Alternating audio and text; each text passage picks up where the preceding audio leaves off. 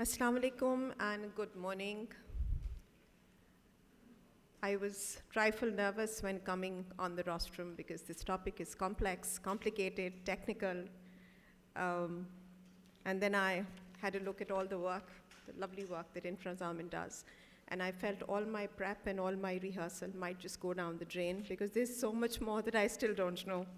But yes, this is some absolutely wonderful work going on. Welcome to the Infrastructure Summit 2023, Building for Impact, in partnership with the Nutshell Group, in partnership with the International Finance Corporation World Bank Group, UK Aid, Infrac Asia, PIDG, Infrastructure Changing Lives, and GuarantCo with Guarantees for Development. We begin with the name of Allah Ta'ala. بسم الله الرحمن الرحيم قل هو الله أحد الله الصمد لم يلد ولم يولد ولم يكن له كفوا أحد Ameen. If I could request everyone to please rise for the national anthem of the Islamic Republic of Pakistan.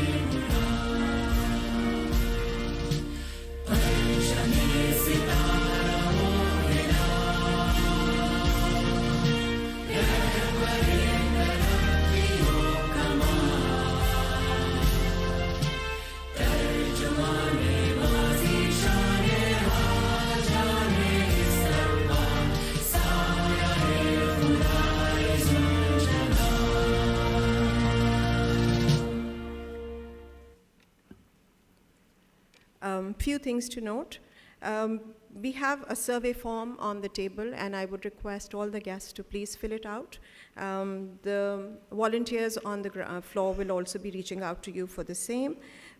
We also have a couple of hashtags, so any sharing of information on social media must carry the hashtags of Infrastructure Summit 2023 and Building for Impact. If I could request our illustrious panel for the inaugural session to please join us on stage before we begin the introduction. I would request Mohammad Asfar Ehsan, founder Nutshell Group and former Minister of State and Chairman Board of Investment. Maheen Rahman, Chief Executive Officer, Infrazamin. Laith Al-Falaki, Chief Executive Officer, GuarantCo. Jo Moore, Development Director, Foreign Commonwealth and Development Office, and our chief guest, Mr. Jameel Ahmed, Governor, State Bank of Pakistan.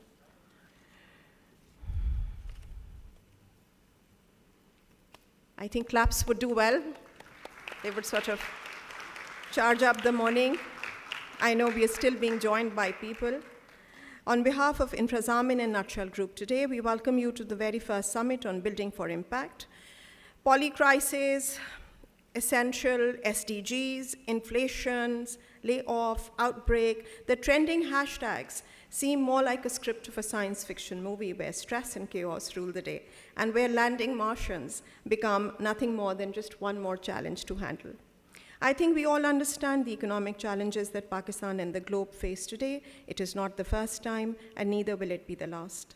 Keynes economics has taught us that the highs and lows of a cycle will continue, and common sense decrees that various interventions can always help to balance and stabilize.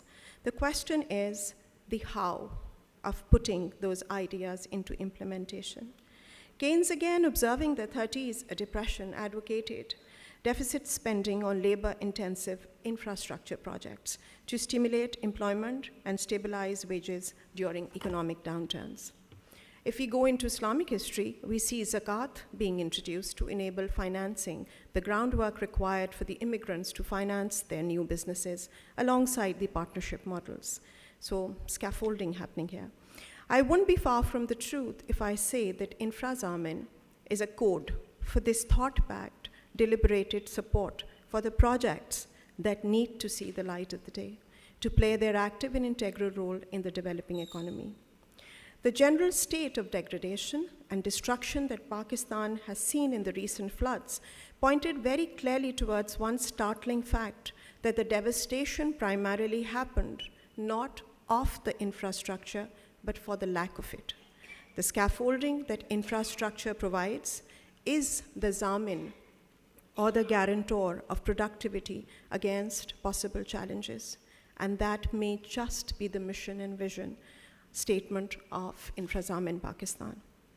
Pakistan has been a developing economy for the longest time with a dire need of stabilizing infrastructure, be it the industry of energy, power, music, be it health or education, be it logistical or financial.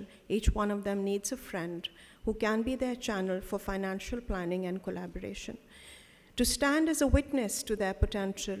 And this is where the team of Infrazamin comes in. Half of the questions have been answered in the title of the summit already, Building for Impact. It is not just about making it happen, but making it happen for the lasting benefit of society, in sync with the mission statements of their partners, PIDG, GuarantCo, IFC, UK8, Infrac Asia, and continuous work with Karandas.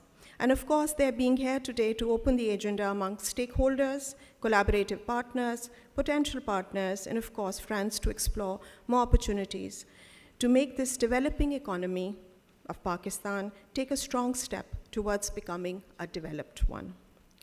To formally welcome all the guests and friends, I invite Mohammad Asfar Ehsan, former Minister of State, Chairman Board of Investment, founder Corporate Pakistan Group, founder and CEO of Nutshell Group, comprising of Nutshell Conferences, Nutshell Communications, Nutshell Consulting, President of the Marketing Association of Pakistan. Asfar is also actively engaged with the governments of Saudi Arabia and Uzbekistan for the facilitation of investors and joint ventures. Mohammad Asfar Ehsan, ladies and gentlemen.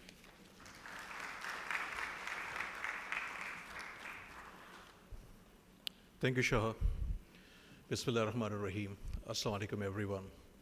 On behalf of Infrazamin and Nutshell Group, I'm very grateful to all of you for your presence here at the first edition of Infrastructure Summit. The theme of this summit is Building for Impact. I'm personally grateful for the presence of Governor State Bank, Mr. Jameel Ahmed, our distinguished speakers from outside Pakistan, Dr. Shamshad Akhtar, and all other speakers and panelists of today's conference. This is actually an initiative of Infrazamin. As all of you are aware, they are doing commendable work in Pakistan, and there is a huge potential of their work and attracting investment from outside Pakistan. I want to say only 2 or 3 points. That for infrastructure, for FDI, and for sustainable investment, we need 2 or 3 things in this country. One is the political stability. This is most important. Whatever we are facing today is because of political stability, not only the economic crisis. So there is a need of collaboration amongst all stakeholders, including the political parties, including the business community, regulators, and all the other concerned stakeholders. This is the need of the hour. And without creating and without any sustainable political stability, we will face these issues again and again. There is a huge potential of investments in every industry. FDI is the second thing, but the first thing is to facilitate the existing investors in Pakistan, whether they are local investors or whether they are the foreign investors. When I worked with the Board of Investment, our 80% focus was on the creating enabling environment for the local investors. Because what we are facing today, that many manufacturing industries are in crisis. Few of the mobile manufacturing companies are right now not working. One example is the Techno, the manufacturers of Nokia in Pakistan. Yesterday we saw the ad of Pharma Bureau. Asif Jumma is here, he headed Pharma Bureau and OICCI. And the PPMA, Pakistan Pharmaceutical Manufacturers Association, the pharma industry is in crisis because we are not facilitating them. So there is a need of hand-holding of all these investors. There is a need of facilitation of specific issues, the problems they are facing today. What I observed in last, especially 1 decade, and all of you are aware, that in the governments, there is no long-term strategy. We always work on ad hoc basis. And this is the dilemma. Without a sustainable and long-term strategy, we can't achieve results. So whatever we are facing, it's up to us how we will collaborate and how we will address these issues. Infrazamin is doing commendable work, and this is directly linked with the political stability in the country. This is directly linked with the investment climate in this country. And I appreciate the efforts of the leader of Infrazamin, Maheen Rahman, and her very able team, actually. And when she talked to us to collaborate with this conference, we decided to collaborate with them because this topic is very important, this area is very important. This is just the beginning. And we decided to host this summit and the dialogues, the series of dialogues, not only the KLI, but all small cities also, like Faisalabad, like Sialkot, like Multan, Hyderabad, Peshawar, because there is a need of create awareness also. So with this note, I want to thank all of you again for your presence, and I hope that you will enjoy the discussions here. And I'm again grateful to Governor State Bank, Mr. Jameel Ahmed, for his presence. Thank you everyone.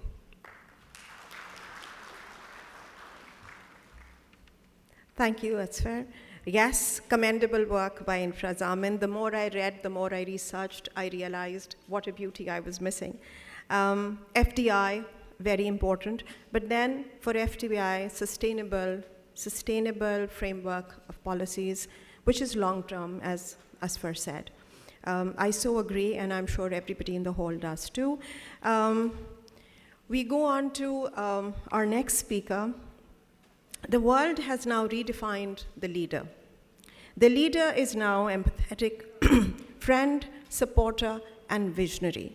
Rising above any gender difference or geography, the new CEO is neither isolated nor unknown to his team. The CEO is the person who now realizes the potential of the team member with the right placement and conducive ecosystem, delivers a great top line with a glorifying purpose. Maheen Rahman was appointed the Chief Executive Officer of Infrazamin Pakistan in 2020, and since then, she has played a crucial part in setting up Infrazamin Pakistan's base operations and its initial structure. Her resume is a winner's chronicle, with turnarounds and profits flanking her achievements. Whether it was the GHP investment funds or IGI funds, she made it all shine. With 2 decades plus experience in the financial industry, Maheen holds her own with a definite command over the best routes forward. She has been featured in Fortune's 40 Under 40 Women to Watch list in 2015. I now invite the CEO, Infrazamin, Maheen Rahman, to take the mic and enable all of us a deeper dive into the wonderful opportunities that Infrastructure Summit 2023 proposes. Glowing introduction. Ji, Assalamu alaikum, everyone. It's indeed an absolute pleasure to be here and to hold this conference, which has been many months in the making. I'd really like to thank the Governor, Central Bank, for being here today. We really value your presence. Dr. Shamshad Akhtar, your assistance has been invaluable, and so has your leadership. Mr. Akif Said, Chairman, SCCP, is also here. Thank you for your presence, and esteemed guests. It really is my honor to welcome you here. Now we talk about infrastructure at perhaps what may seem an odd time. Pakistan's debt issues are looming. The IMF deal is elusive. And so perhaps we are at a crossroads in our country. And we really need to wonder, is infrastructure spending what we need to be thinking about, or are there more immediate concerns? In fact, I would say now in this crisis is probably the time to begin talking about the issues that have plagued us in the past in Pakistan. And infrastructure has been, I would say, at the heart of it. As a country of 220 million people, we need to be spending 10% of our GDP, or $35 billion a year annually, in developing our infrastructure for our growing population, for our young population. And what all is that infrastructure? It's not just roads and buildings. It's health facilities, it's education facilities, it's water sanitation. For our agriculture, it's related to irrigation. We have seen the devastation that our floods have caused. And honestly, this was a preventable situation if we had just invested in our agricultural irrigation infrastructure better. Our neighbors, which is India and Bangladesh, and we often compare ourselves to them. The reality is that they have moved ahead in the GDP per capita game simply through their own investments in renewable energy, in irrigation systems, in agricultural research, and in developing health systems and education systems, which are now bearing fruit. So how do we address this issue? And here, let me talk a little bit about the Private Infrastructure Development Group, which is the parent company of Infrazamin. What does the PIDG do? This is not an aid organization or an NGO. What this company does is it has been set up for a very unique purpose, and it is sovereign-backed. So it is backed by 6 European governments, including the United Kingdom, Australia, Sweden, Denmark, as well as the Netherlands, to take a look at how infrastructure spending can be better managed using local markets. So using local currency financing or PKR-based financing. We have seen situations in Pakistan. You can see what the currency has, everybody is very familiar with where the current rupee rate is relative to the dollar. And under these circumstances, it is very difficult to raise dollar-based financing for Pakistan, or even to service that dollar-based financing for the country. So we need to be able to use our local banks and our local capital markets, develop our bond markets more significantly, so that this financing can actually happen in Pakistan currency, as opposed to foreign currency, which is what we have been doing for the last 20, 30 odd years. So let's talk about what PIDG has accomplished elsewhere, and why in specific are they so keen to explore opportunities in Pakistan. How have they mobilized local currency financing? I'll pick up an example in India. Recently, Guarantco, whose CEO is here on the stage with you today, and he'll talk a bit more about this. Recently, Guarantco signed a $200 million guarantee with Axis Bank in India to roll out electronic vehicle financing. Now, we have a problem as far as our current account goes, is the second oil prices go up. Our energy requirements are 70% of our import bill, and we are immediately vulnerable to currency depreciation. We need to start looking at e-mobility options today, and I'm very happy to note that there are quite a few banks who are looking at this now. What Guarantco did was effectively provide a guarantee against all EV charging stations, infrastructure development, and vehicles to build out the ecosystem in India for EVs. And that will, in the future, save India tremendous amounts in fuel costs and petrol costs going forward as well. The other thing that they've done, and this is in Nigeria actually, is a $150 million bond, all raised by local investors towards funding an economic zone. Now, Pakistan's had a rough history with economic zones. We do build them, we like to create them, we like to make them tax-free, but the reality is they never manage to get off the ground. And we are left with heavy debt burdens from foreign companies wishing to use those economic zones. This bond in Nigeria will effectively transfer that debt towards the local currency market, thereby making it incredibly viable to service that debt long-term in the future as well. So you see, with these small interventions, it is all about providing the private sector comfort, last mile financing, whether it comes in the form of debt, or it comes in the form of equity, or it comes in the form of guarantee frameworks, all of which are used to crowd in the private sector, as opposed to what we have running in Pakistan today, which is crowding out the private sector. So these frameworks are very important for developing the local financing market towards large-scale infrastructure projects, and that's what we're going to explore later here today. I'll talk a little bit about Infrazamin. We've been about a year in the market here, but we've already managed to close one transaction. I think Multinet is also here with us today. So what was the Multinet transaction and what made it so special? Effectively, this was pure credit risk mitigation. And this is what we talk about when we talk about providing comfort to the markets or comfort to the banking sector.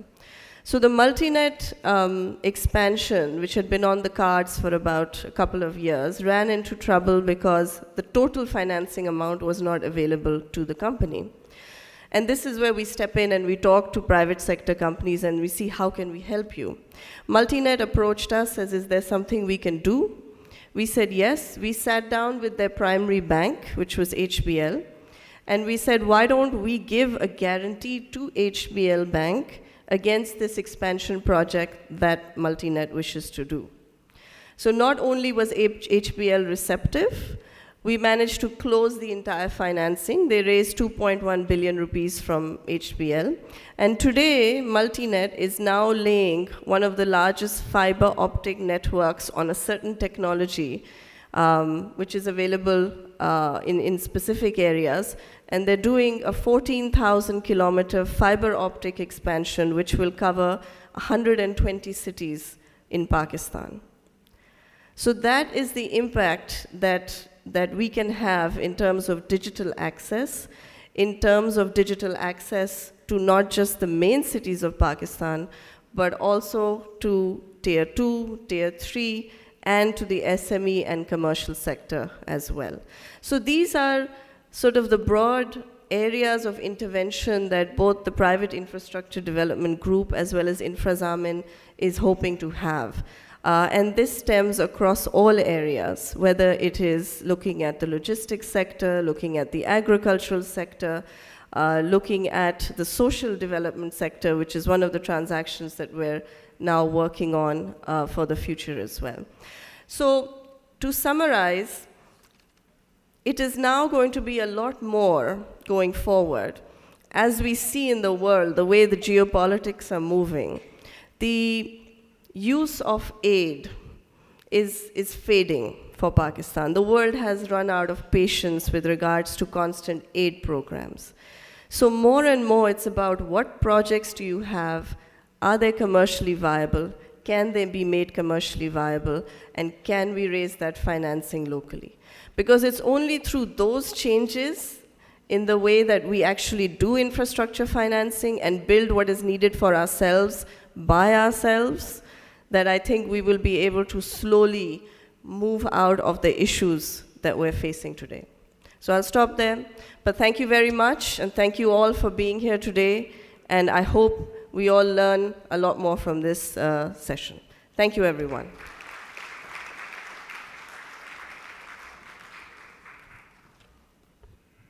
Thank you, Maheen. Debt issues looming, IMF deal is elusive. And then, of course, how SEZs haven't really taken off.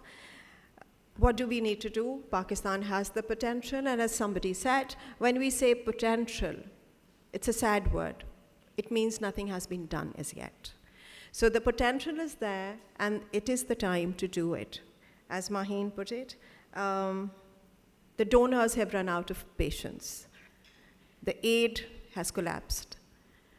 We have the raw materials, we have the scope, we have competency, we have people who have the ability and capacity to deliver. So let them shine, and I think that's where infrastructure would comes in really, really hard, because they have the facility to deliberate, to ponder over, to come up with the right plan to go forward. And as I said in the introduction also, Pakistan suffered, and Maheen repeated it, not on the infrastructure, it suffered for the lack of the infrastructure. Had infrastructure been there, the suffering could have been minimized. We move on to our next speaker. Guarantco's local currency credit solutions unlock the potential of local capital markets and help close the infrastructure funding gap in lower income countries. I'm kind of recapping what Maheen you said. I was reading about Madagascar. So Guarantco and AGF provide Green Yellow, which is a solar panel facility, with 7.1 million credit guarantee in euros to finance a 20 megawatt solar plant extension with a 5 megawatt solar battery storage system. The project of solar plant extension will provide improved electricity access to around 285,000 people, supporting SDG 7, and reduce emissions by 28,000 tons of carbon dioxide through the displacement of thermal power, supporting SDG 13. So you see how beautifully the entire sustainable development goals are intertwined in whatever is being done. With many such success stories across Africa and Asia, Guarantco is strengthening the sustainable footprint of infrastructure with developing economies. To further explore this, we invite Laith Al-Falaki, Chief Executive Officer, Guarantco. Laith has been the Chief Risk Officer at PIDG since April 2018. He's currently also a non-executive member of the boards of PIDG companies, the Emerging Africa Infrastructure Fund, and Guarantco. Before joining PIDG, Laith was CRO at ICICI Bank, UK, the European hub of India's largest private sector bank, where his responsibilities included credit, operational market, and liquidity risk, as well as regulatory frameworks. Before this, he was the CRO at the British Arab Commercial Bank, formerly part of the HSBC Group. Laith has had a long career in banking and has in-depth experience dealing in emerging markets. His experience includes trade services, operations, audit, marketing, correspondent banking, and compliance. His appointment as the CEO of Guarantco has been commended for the continuation of leveraging the multiple product propositions that the various PIDG companies can offer to deliver a significant impact to support sustainable, essential infrastructure financing in lower income countries across Africa and Asia. CEO Guarantco, Laith Al-Falaki. Ladies and gentlemen.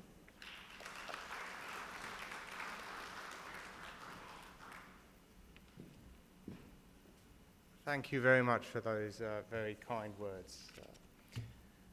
Assalamu alaikum, bismillah ar-Rahman ar-Rahim. So I think I've already been introduced, and we've talked a bit about what PIDG does, the Private Infrastructure Development Group, and what Guarantco does. But at the heart of that is a mission, and that mission is to help alleviate poverty in the world's poorest and most fragile countries through the provision of infrastructure. Now that sounds a very grandiose aim, and you may say, how can PIDG do that on its own? Especially when you look at the infrastructure funding gap across Asia and Africa. I think some estimates say it's going to be 15 trillion by 2040. In fact, just basic infrastructure spending across the globe has to increase by 1 trillion each year from now till 2040 to meet the basic needs of the population. How can we as Garanco, as PIDG, as Infrazamin address that when the numbers that we talk about are so small? We talked about our project there in Madagascar. And the answer to that is really that we can't do it on our own. If you take the World Bank, if you take all the MDBs, if you take the DFIs, we can't come close to that number. Sorry. The only way we can come close is by mobilizing the private sector and mobilizing institutional money into the investment of infrastructure. And that is a key part of what we do. We, as PIDG, have a portfolio of, say, about 2.5 billion, but we've helped mobilize about 40 billion of spending into infrastructure. And that's the role we want to play. We want to play that catalytic role where we ensure that institutional money and private money flows into Pakistan and the other markets in which we are present. So how do we do this? Well, we do it not just through guarantees. I am the CEO of the guarantee arm of PIDG, but we also do it through early stage equity. It's very important that we have bankable projects. And that is what our two sister companies, Infraco Asia and Infraco Africa, do. They provide early stage equity, make the projects bankable, and then they exit. Now, at exit, quite often, they haven't got sufficient investment partners, so they can also take an equity stake there. The next stage is to then move on to long-term financing, and we find that actually that's a big problem. Actually, we may be able to get financing into infrastructure, but can we get long-term financing? Infrastructure financing typically requires 15, 20-year time horizons. Banks generally are unwilling to lend beyond, say, 5 or 7 years. So how do we bridge that gap? That is something that we do through either long-term financing or the products that Garanco provides as a contingent credit provider in these markets, with its product called the Liquidity Extension Guarantee, where we effectively provide banks with a put option, allowing them to lend for 15, 20 years and have a put option on Garanco after just 7. Around all this, we have a technical assistance facility, and that provides both upstream and downstream technical assistance. Upstream, working with governments on PPAs, PPPs, regulatory guidance, etc., to make the environment conducive for infrastructure investment. We also provide downstream technical assistance, providing embedded advisors and capacity building for the projects in which we invest. And that's very important to us because capacity building is actually harnessing the talent and the power of a country rather than bringing in external consultants. So people will say, well, that's all well and good, but look what is facing Pakistan today. We heard of some of the challenges that Maheen talked about. Are these not markets where we would generally retrench from? I would say exactly the opposite. This is the time we need to double down in these countries because the need is greater than ever. We should not be a fair weather friend. We should be a friend in need. When infrastructure spending is required, we've seen the devastating floods that took place last year. We really need to set out our stall to crowd in private sector investment into climate resilient infrastructure. That's absolutely essential. You know, I know we don't operate in a vacuum. I know that there are, debt crises all over the place. There's the aftermath of COVID, there's supply chain issues, high inflation, energy security, food security issues. And that has meant a lot of governments are really struggling. And if you look what we've done in Africa, we've really come to the fore in those markets. Even last year, there were 20 countries in Africa that are at high risk, according to the IMF, of debt distress. 20 out of 54 countries in Africa. One of those is Cameroon. Yet last year, we invested in road infrastructure, toll plaza infrastructure, into a project in Cameroon. We provided a partial credit guarantee, which is our bread and butter, but we also provided the liquidity extension guarantee that I talked about for that infrastructure project, and we got it off the ground. And I'm very pleased to say, just last week, we won the IJ Global Best Transport Deal in Africa award for that piece of infrastructure in one of the most difficult countries in Africa.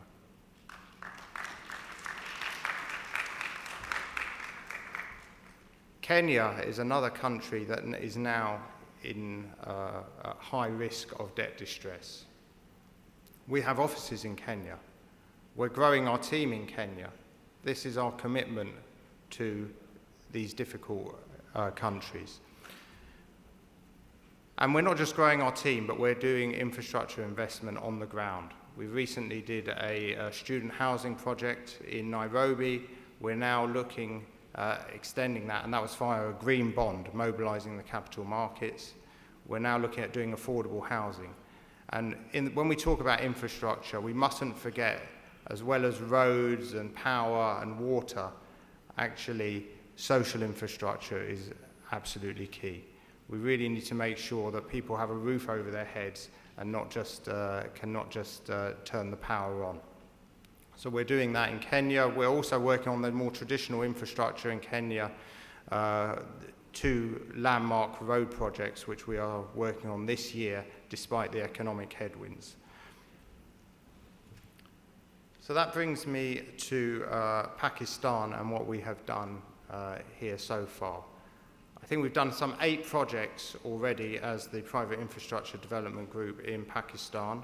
Our sister company, Infraco Asia, has done 3 renewable power projects right across the renewable sector. So it's done hydro, it's done wind, it's done solar. At Garanco, we've also been involved in some of that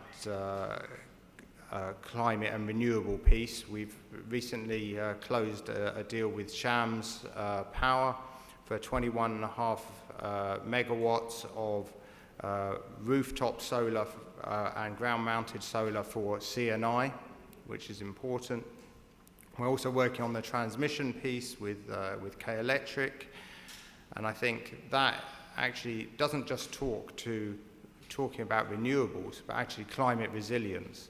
In the monsoon, every year in Karachi, a significant number of people have died through illegal connections.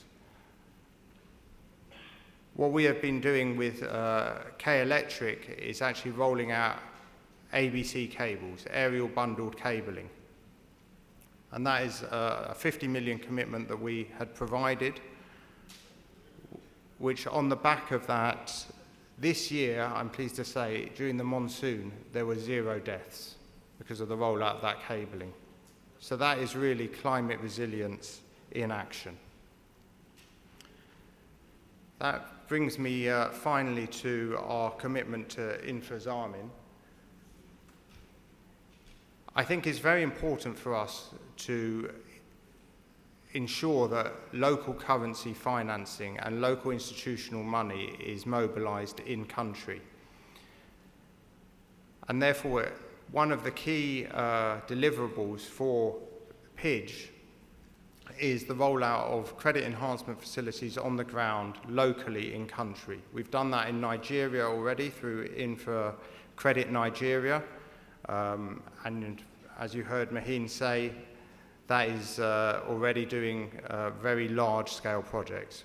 We've done it with Infrazamin here, and we're now looking to do it in East Africa and beyond.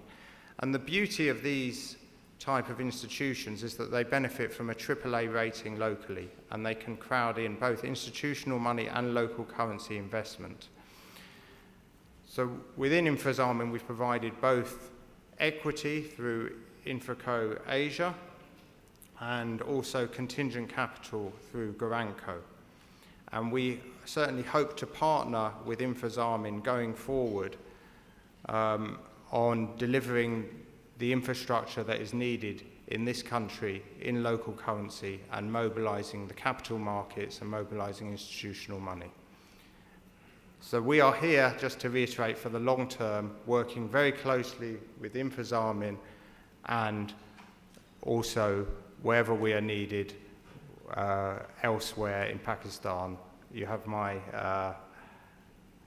undertaking that we are there, and we will join that journey with you. Thank you.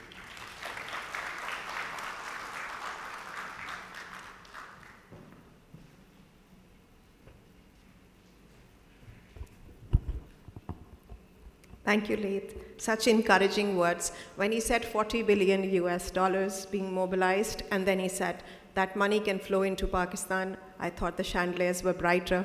And I think, just the concept, the beauty of whatever Laith was talking about, how these countries have really emerged in terms of infrastructure because of experts who can conceptualize and because of experts who can finance. I think there can be nothing more beautiful, especially where we are in Pakistan today. I would just like to give a clap to all the wonderful concepts being shared, and I hope that this comes to fruition, inshallah, very soon.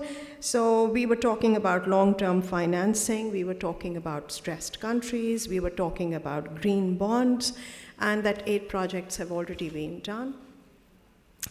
I'm going to list 4 tangents of work. Agriculture, improving crop and livestock production practices for higher food security and farmer income while reducing emissions. Forestry, second, protecting and reestablishing forests for their economic and ecosystem services, including as carbon stocks. 3, power, expanding electricity generation from renewable energy for domestic and regional markets. 4th, transport, industrial sectors and buildings, leapfrogging to modern and energy efficient technologies. These, ladies and gentlemen, are the 4 tangents that the Democratic Federal Republic of Ethiopia is working with for a green, sustainable economy, and it is one of the countries directly impacted by the work of our next guest speaker. The person that I'm inviting next is Joe Moir. Did I get your name right, Joe? Moir? Okay. Joe Moir, Development Director, Foreign Commonwealth and Development Office, British High Commission, Islamabad. Joe Moir has worked for His Majesty's government in a range of development and foreign affairs roles since 1999 and has been Deputy Head of Ethiopia since June 2016. She has led joint programs in Sudan, Libya, and Egypt, represented the UK in UN negotiations on peacekeeping and conflict prevention, helped to set up the Independent Commission for Aid Impact, and managed core UK investments into the UN and Red Cross movement for humanitarian crisis. Most recent roles include Deputy Head of DFID's Conflict and Humanitarian Department and setting up the new joint FCO DFID North Africa unit. Joe Moir, ladies and gentlemen.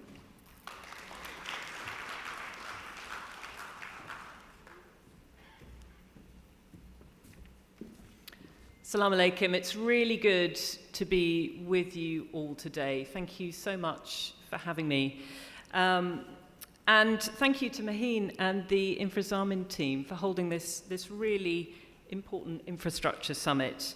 I think it represents a really significant moment in the journey that you're making at Infrazamin to unlock financing opportunities for infrastructure here in Pakistan. And also huge thanks to the partners here today, to PIDGE, Garanco, Infraco Asia, and Karan Das, not to mention the State Bank of Pakistan and the Board of Investment.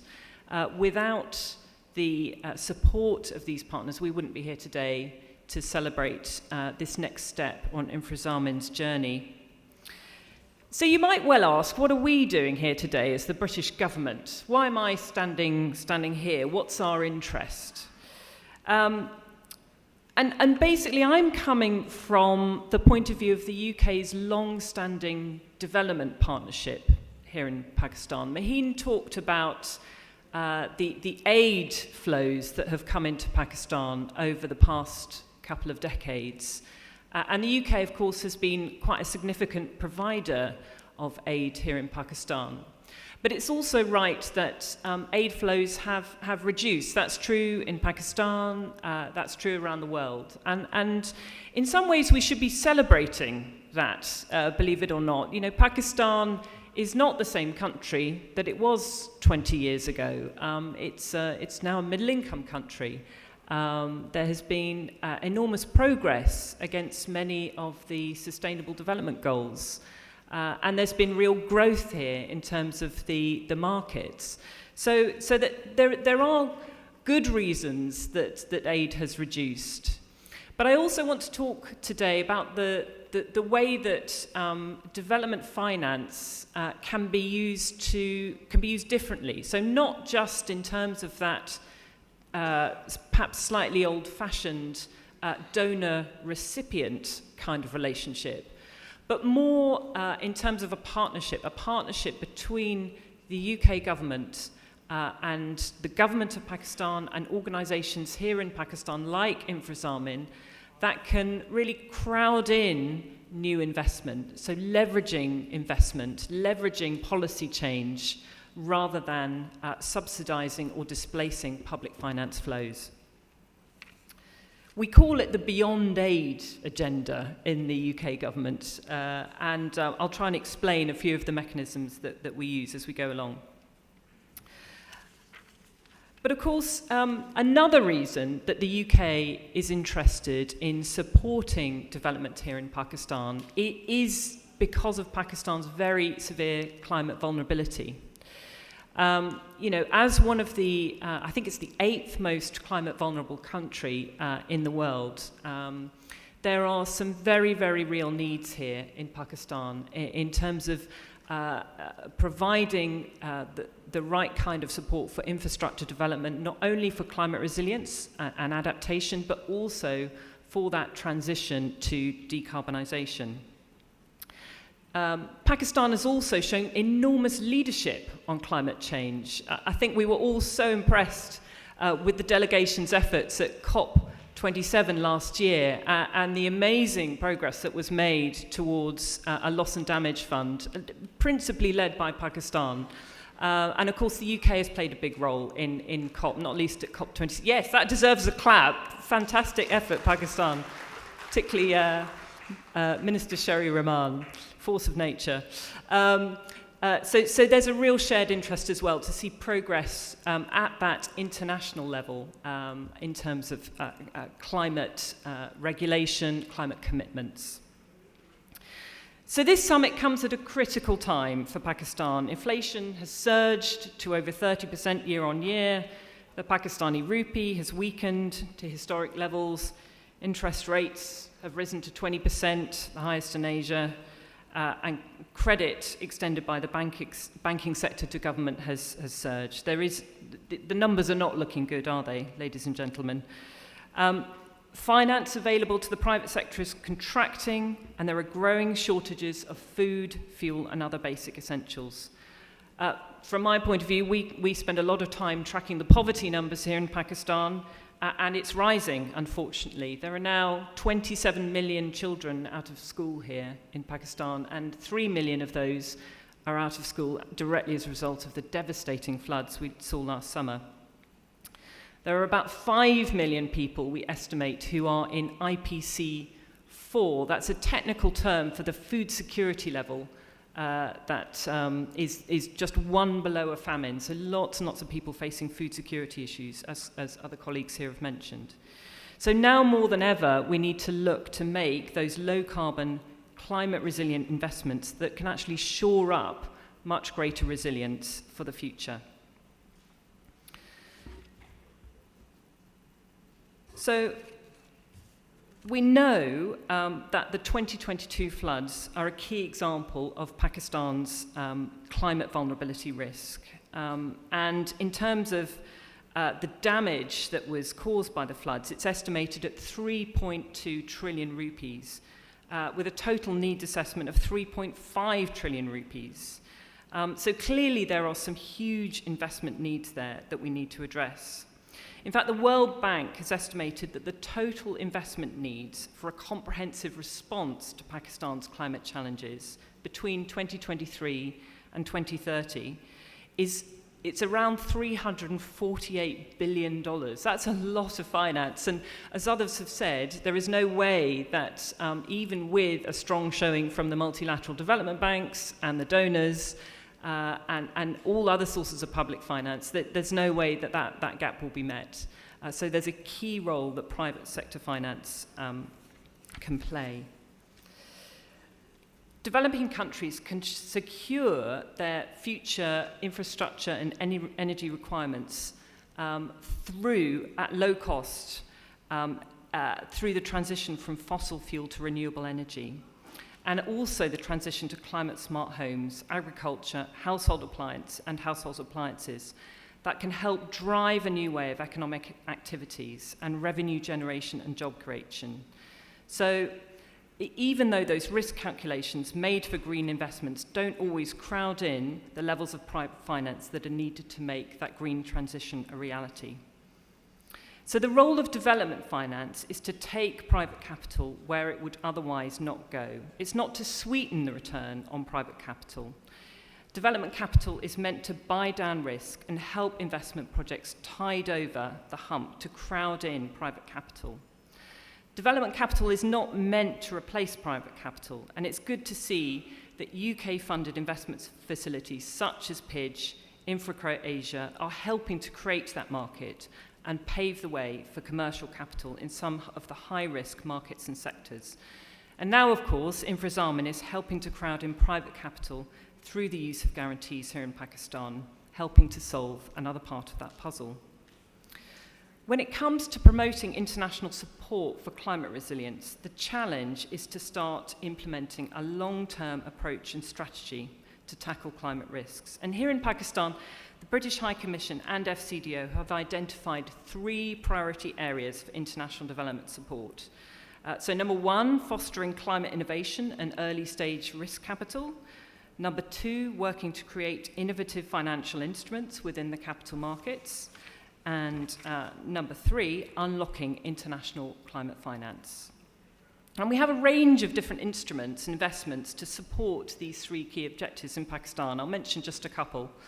Karandaz, so I'm delighted to see Dr. Shamsad here today. It's an organisation, as many of you know, that was originally capitalised by FCDO. And Karandaz runs a yearly Green Challenge Fund to support innovative companies and projects by providing grant and convertible debt financing into areas such as water resource management, plastic waste management, and so on. And through that investment pillar, Karandaz has made investments to support local MSME innovation and product creation in renewable energy, energy efficiency, green buildings, waste to energy, and clean transportation. And to date, they've executed 4 green MSME deals through this pillar, resulting in 21 million pounds worth. That's 5.8 billion Pakistani rupees of private finance mobilized. Another example is our SEED program, which is supporting investment mobilization and establishing public-private partnership frameworks in KP. SEED has also developed a comprehensive pipeline of investment opportunities in KP, including a partnership with InfraCo Asia on economic zone solarization. We're now looking to take some of those lessons from our work in KP and apply them here in Sindh in partnership with the PPP unit. Finally, I'll mention our REMIT programme, which works very closely with the Ministry of Finance at a federal level on some of those really thorny economic structural reform issues that we're all familiar with if you're tracking the IMF deal. But one key area where that programme is supporting is the development of a climate finance facilitation unit within the Ministry of Finance. To date, Pakistan, although the needs are great, it hasn't been able to mobilise the level of climate finance from the international climate finance institutions that it should have done. And to be honest, a lot of that's to do with the way the international climate finance system operates. It's just not fit for purpose in some ways. But our hope is that by supporting the Ministry of Finance and other key organisations here in Pakistan, we'll be able to crowd in more of that climate finance for much needed requirements here. So as we look to continue to partner with Pakistan and international organisations here to strengthen climate resilience and improve access to renewable energy, we know that the scale and urgency of the climate emergency means there is much more to do together and that we need to act much more quickly. So with all the instruments and tools that we have as the UK government, we want to continue trying to act as a catalyst to fund sustainable and transformative infrastructure here in Pakistan, crowding in unused pockets of liquidity. And we'll look to deploy a whole development finance toolkit, including our own development finance institution, British International Investment, and also bringing some of the UK's domestic strengths, our capital markets, innovation and expertise to work in helping to mobilise more private finance here to advance climate and nature goals in Pakistan. So we're really proud to have supported PIDGE, Infraco Asia, Guaranco, Carandaz, and of course, Infrazamin, and we want to continue to build on all these strategic partnerships to help transform infrastructure here in Pakistan. Thank you.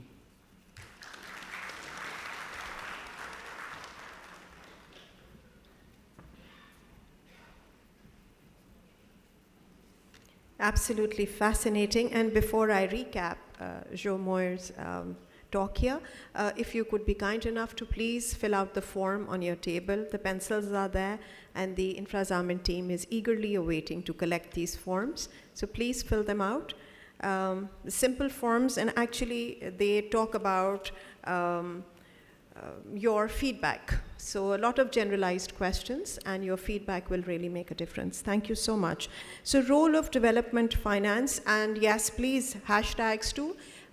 Build for Impact Summit 2023, and there's one more, Infrastructure Summit 2023 and Building for Impact. 2 hashtags, please use them when sharing on social media, and the survey forms, yes. Role of development finance and how it's linked with SDG. And what I really loved, 3 words, beyond aid agenda. I think Pakistan needs to be ready for that. And it's not that we lack the resources or the raw material. It's just expertise and creative approach. And we have the teams right here, actually. Moving on to green finance. Green finance in any structured financial activity that's been created to ensure a better environmental outcome. We all know that Pakistan is a frontline state when it comes to vulnerability towards environment crisis. The floods are a proof, and lack of infrastructure is a worry. Pakistan is a frontline state when it comes to climate crisis and is in a dire need of sustainable measures for creating a longevity with sustainable footprint. Expanding on the green economy through green financing, we have invited our chief guest for the day. Our next speaker is the Governor of the State Bank of Pakistan, Mr. Jameel Ahmed. His illustrious career in central banking spans over 30 years. He played an instrumental role in transforming the bank supervision system by introducing risk-based methodology, issuing and implementing the latest international Basel capital adequacy standards, issuing a modern-age digital banking framework, establishing a depositors protection scheme, strengthening the bank's resolution regime, and launching Pakistan's first retail payments gateway. He has also had extensive experience of working in senior positions in the areas of monetary policy and operations, exchange rate and reserve management, banking policy and regulation, banking supervision, development finance, payment systems, and financial resource management. His contributions include formulating the policy and regulatory framework for the banking systems of Pakistan and Saudi Arabia and monitoring their financial soundness and stability. I request Mr. Jameel Ahmad, Governor, State Bank, Pakistan, to please take the mic for his address on sustainable infrastructure financing, the green agenda for the banking sector. Thank you.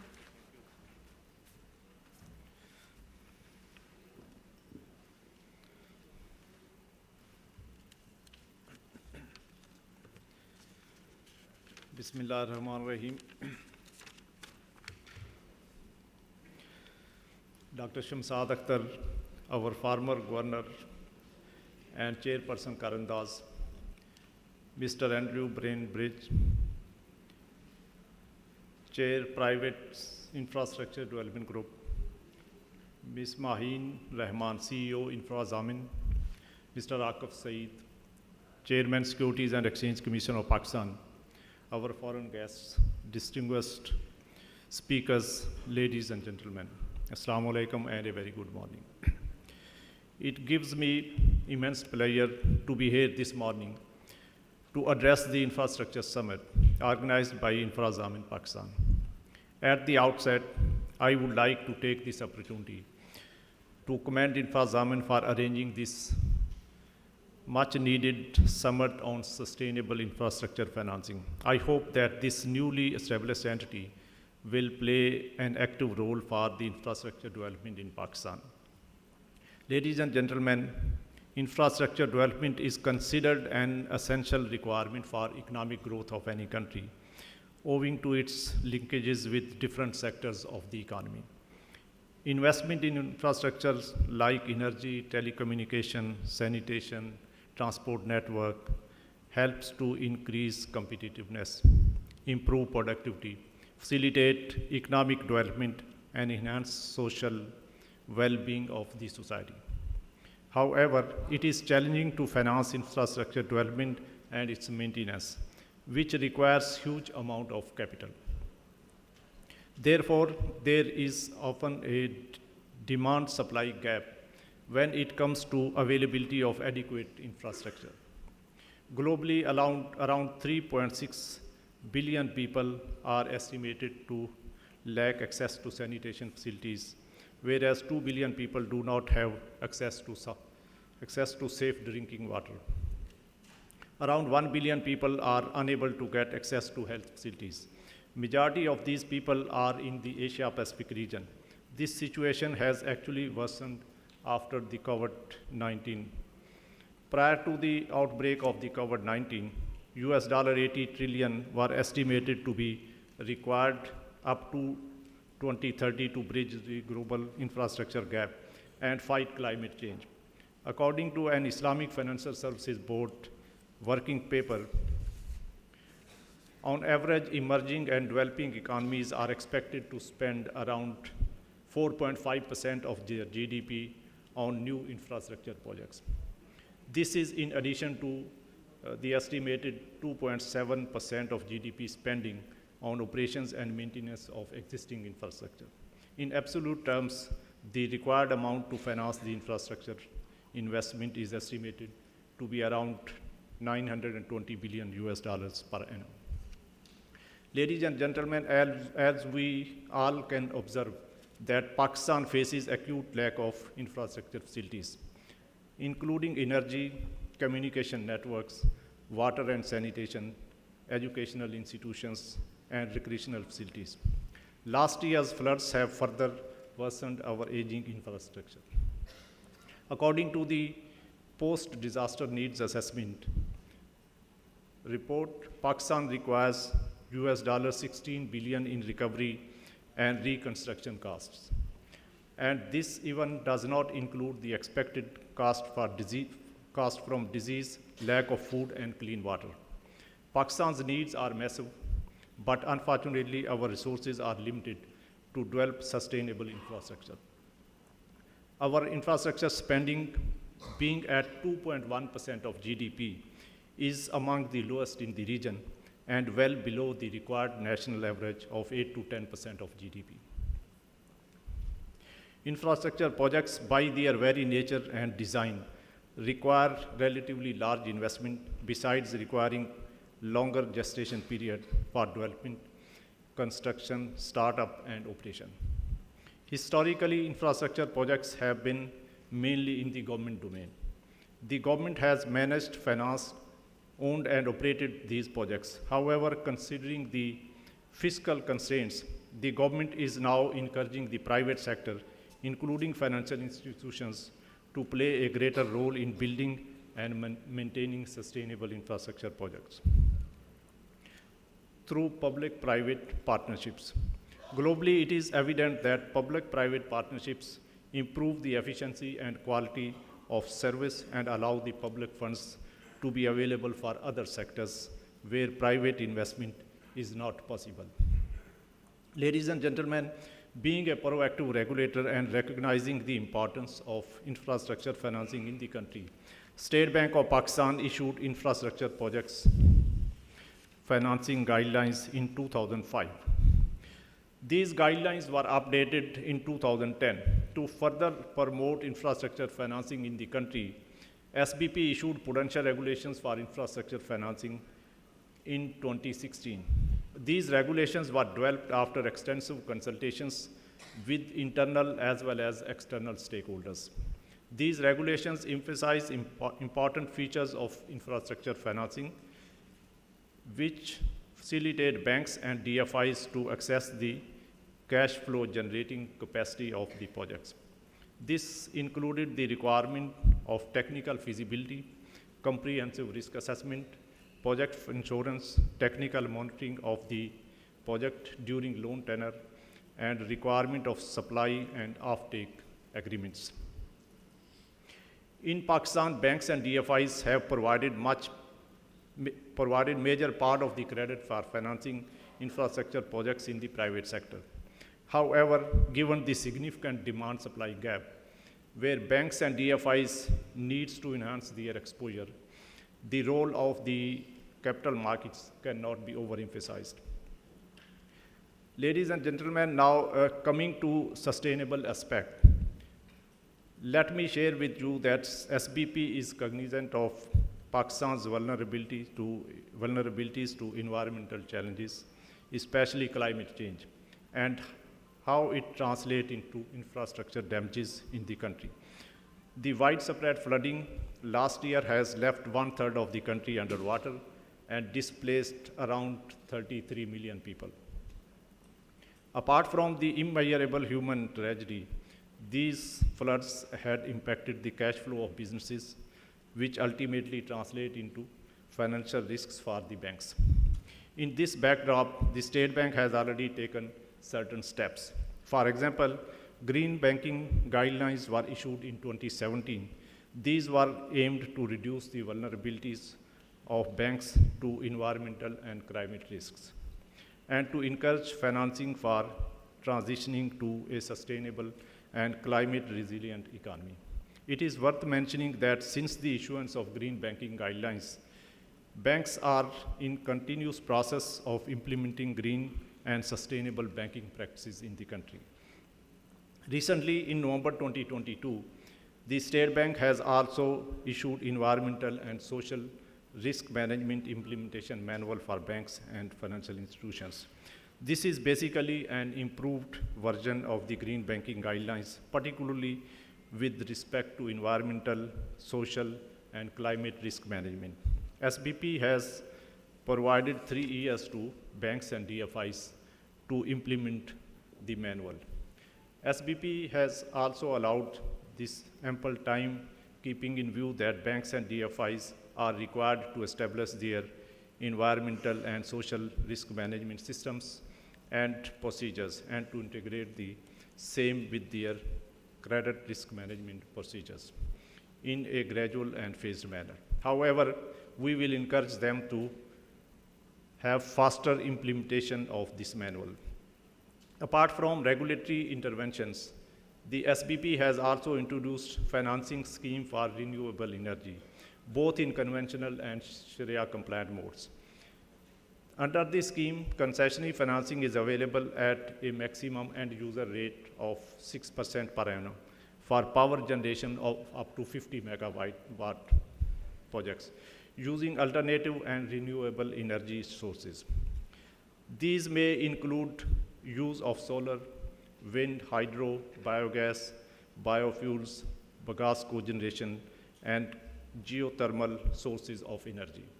This scheme not only promotes use of clean energy, but also contributes towards the development of sustainable infrastructure in power sector in Pakistan. I'm happy to share that the scheme has made remarkable progress with banks providing financing to more than 2,300 projects with a cumulative capacity of almost 1,600 megawatts under this scheme. This progress ultimately contributes to the government's target to achieve 30% renewable energy share in the total generation mix under the Alternate and Renewable Energy Policy 2019. Ladies and gentlemen, in the end, I would like to reiterate that the role of financial industry is vital in bridging the demand-supply gap of sustainable infrastructure development, which is critical for overall economic development of the country. The financial services industry has to develop innovative mechanisms and products to cater to the unmet needs of these large-scale and long-term projects. On behalf of State Bank, let me assure you that within our mandate, we will continue to play our role in promoting sustainable infrastructure financing and facilitate the financial institutions in building their capacity in this regard. I wish you at the end a very insightful and productive discussion ahead during today's conference. Thank you for your attention.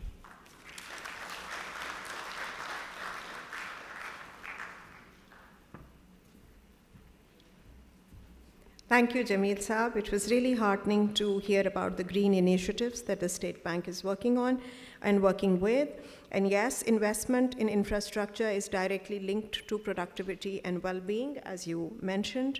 And before we go into Q&A session, because we've got this absolute treasure trove of solid information on what to do, how to do, where to do, with already ready-made good pilot projects working towards progress for developing economies.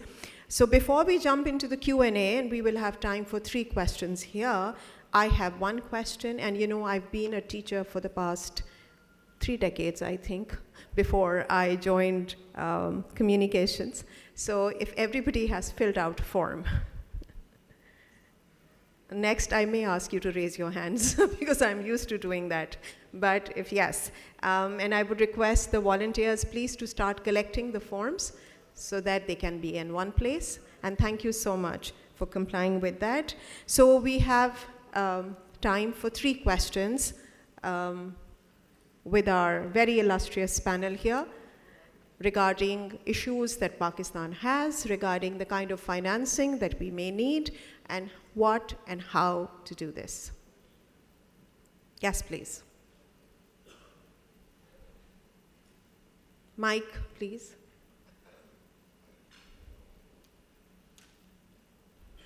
And please introduce yourself, sir. And do mention whom you wish to ask the question to. Assalamu alaikum. My name is Ehsan Jabbar. My family is involved with the development of industrial park in Nooriabad, spread over 1,000 acres. And my question could be to the entire panel, that do we have a master plan where when we talk about PPP, the government is saying that these are the sectors and these are the locations where the development needs to happen. I'll quote an example. There's Ravi urban development taking place. So much controversy behind it. So when we're talking about infrastructure development, we also need to have a clear policy from the government side that which sectors are we looking for investments in, which are the areas are we looking at geographically, are the utilities and power and everything, security available over there? So that's my question, that are these areas identified? For example, is there a Silicon Valley place identified in Pakistan to be developed? So that's my question. Thank you. Any panel could answer that. Who would like to take this question? Maheen? Sure. So I can't speak for government specifically, but I can speak for the sectors that you've identified. And yes, we've also looked at that Ravi project.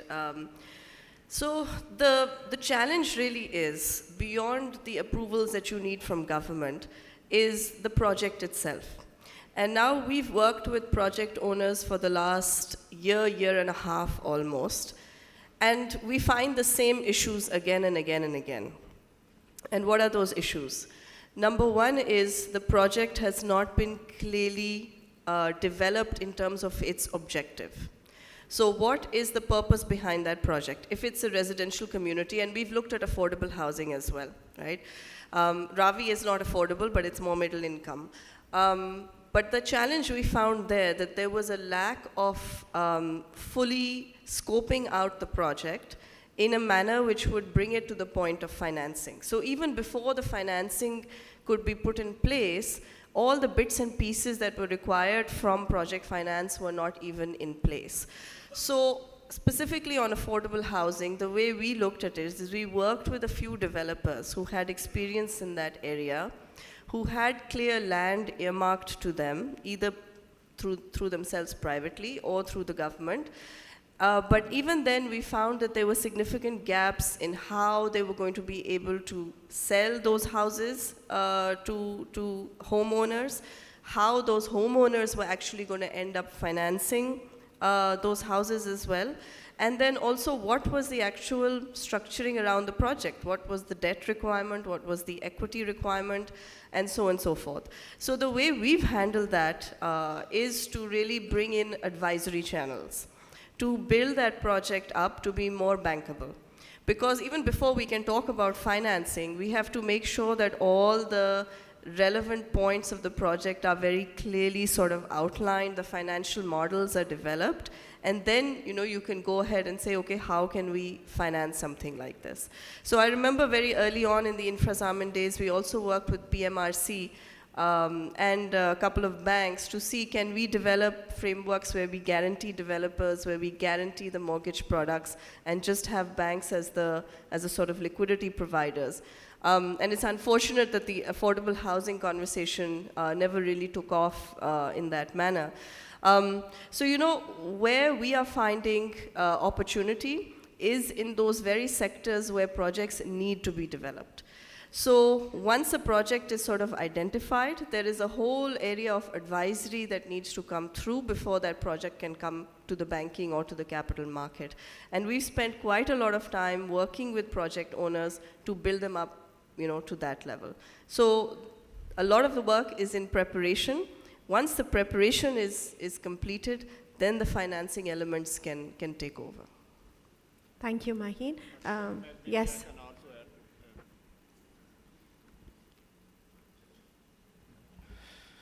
So I think there are a number of special economic zones which have been developed by the government, and I know there have been a number of incentives also provided. So this is an opportunity for the private sector maybe to also explore investment in those projects. And similarly, I know there are certain private developers also working in various infrastructure projects. So that's another opportunity.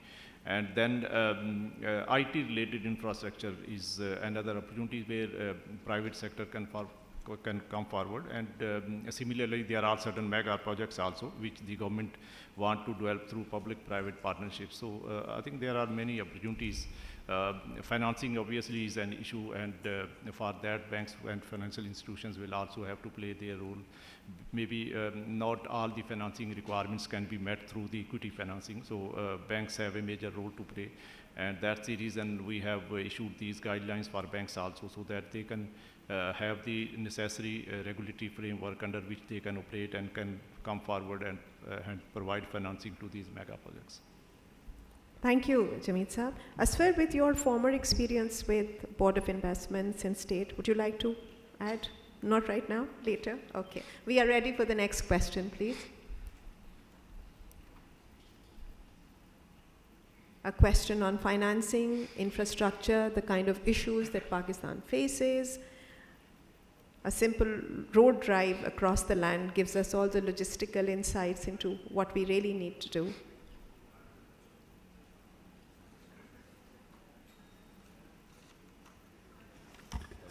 Okay.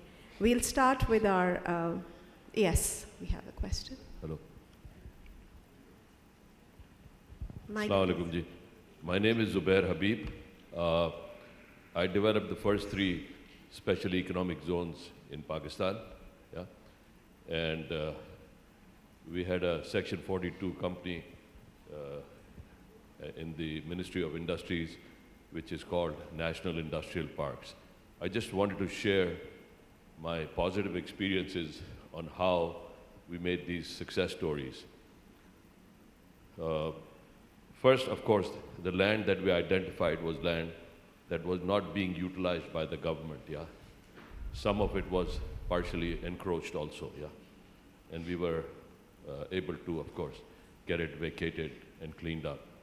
The second was that we were able to get a GOP guarantee so we could go and get a loan from any of the banks. And yes, we had to work with the government a little bit, Ministry of Finance, but we were able to get that. And you can see today these projects are running, and you can see that they are the state of the art. So I think if government wants infrastructure development at a reasonable cost, where factories are going to come up, one of the stipulations that we had was anybody who bought this land, because obviously the government is putting in a sweetener, giving very concessional financing, that was that this land cannot be transferred unless it's built upon, yeah. I don't think private developers can do that, but I think if they can work with the government on some sort of a scheme where they're able to finance these projects, there is a great deal of demand. So thank you very much. Thank you. Good to hear positive stories. Yes, any more questions? Should we move to our... Yes. Yes, of course. The mic here, please.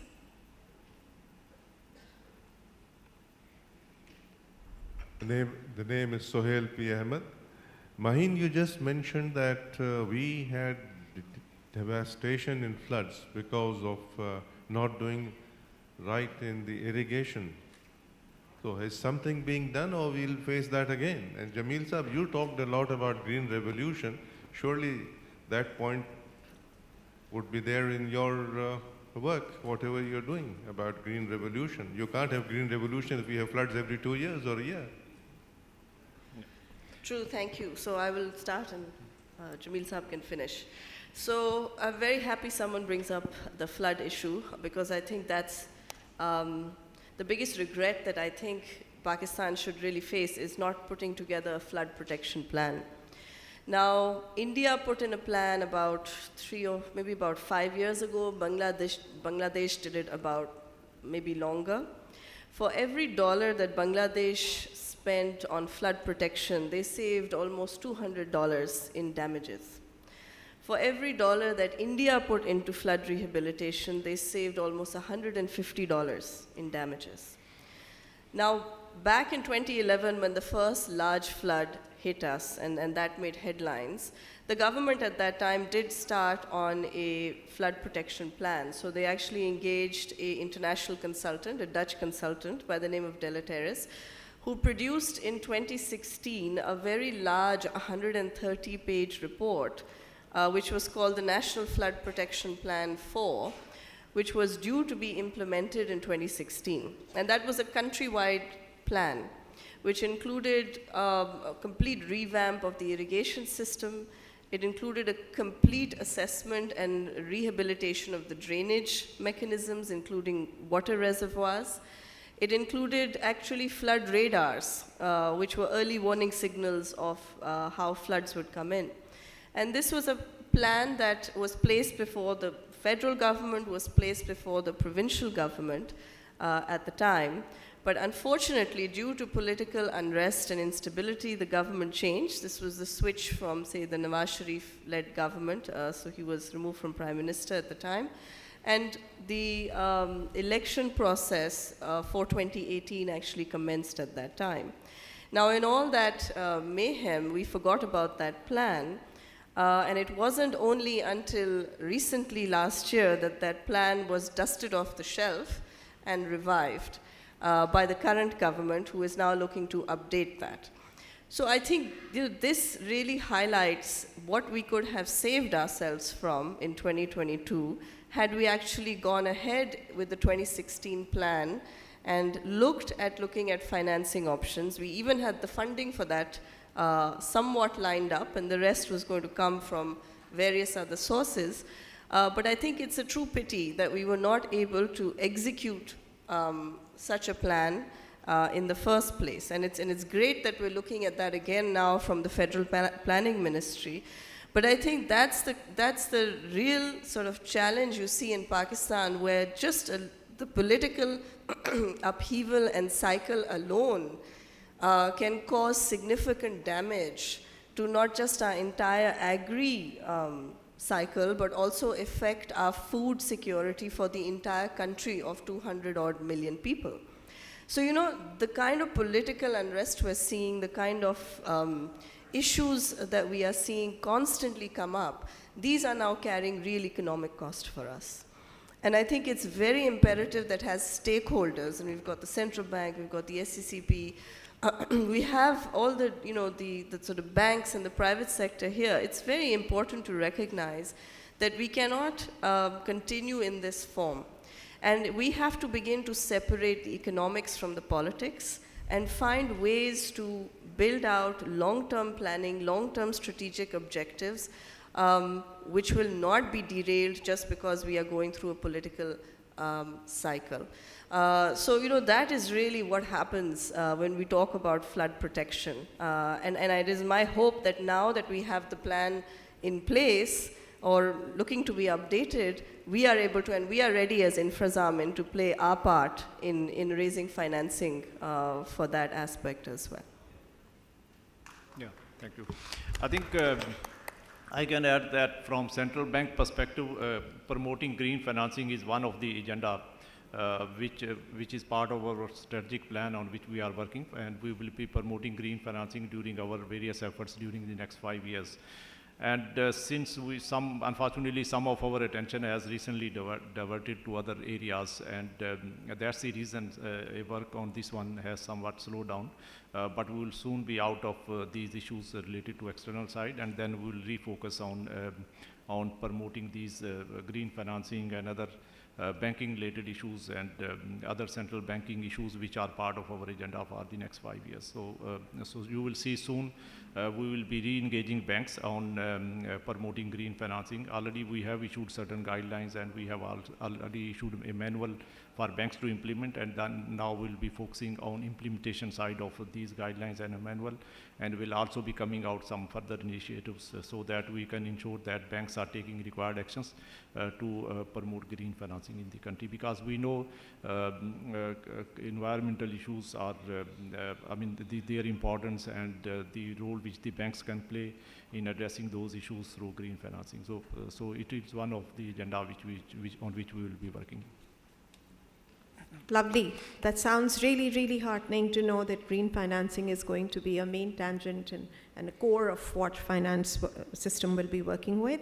I will now, time for us to share a token of our appreciation, a beautiful, wonderful book by Nadeem Farooq Baracha actually, and I just happened to have a look at it before we began the ceremony, and I was quite taken by the colorful illustrations and the kind of look that the book has into the last 75 years of the evolution of popular culture in Pakistan. And it is with the political, economic, and the entertainment perspective. The illustrations are absolutely mind-blowing, and it is a book to have. I would request Mohammad Aswar Ehsan and Maheen to please be with our chief guest, Dr. Jameel Sahab. And Jameel Sahab, I would request you to present the token to first Joe Moyer here, please.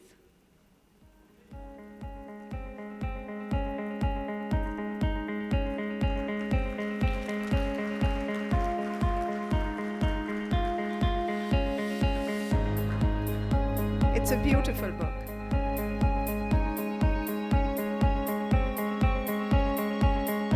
I'll again request you, Jameel Sahab, to present the token to Laith Al-Falaki.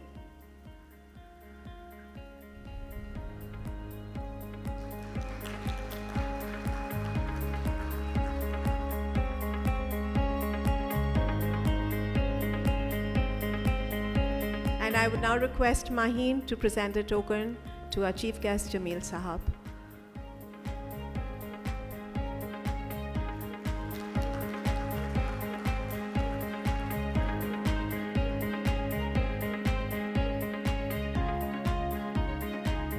Can we have a group photograph now, please?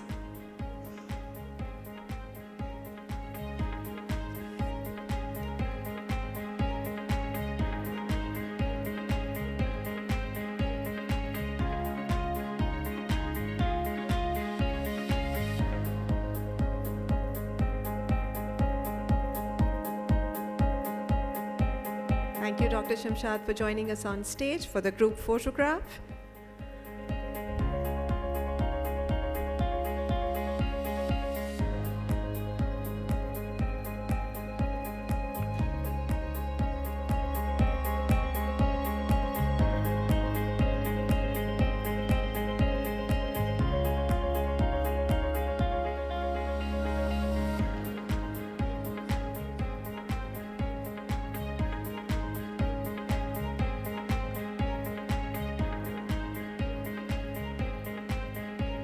With the heartfelt thanks to our illustrious panel, we close the inaugural session for the day. Before we jump into our second session of conversations and dialogue, there's a lovely, refreshing tea waiting for us. And please make sure that your survey forms are done, because the team needs to mail them. Thank you so much. We'll see you shortly. Enjoy your tea.